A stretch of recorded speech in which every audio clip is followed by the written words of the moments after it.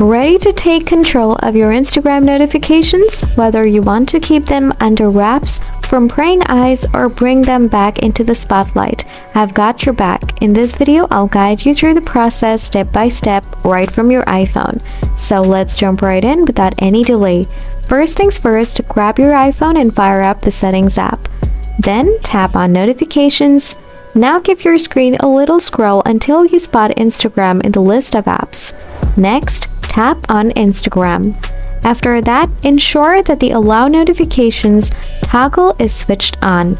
Now, if you want to keep your Instagram notifications away from the notification center, and check that box. However, if you're all about letting them show, go ahead and check it. Next step, scroll a bit and tap on Show Previews.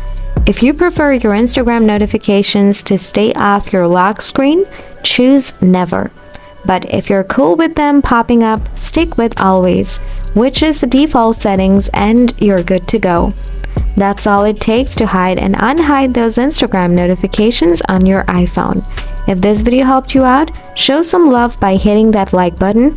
Hungry for more Instagram tips and tricks? Smash that subscribe button because we've got plenty more headed your way.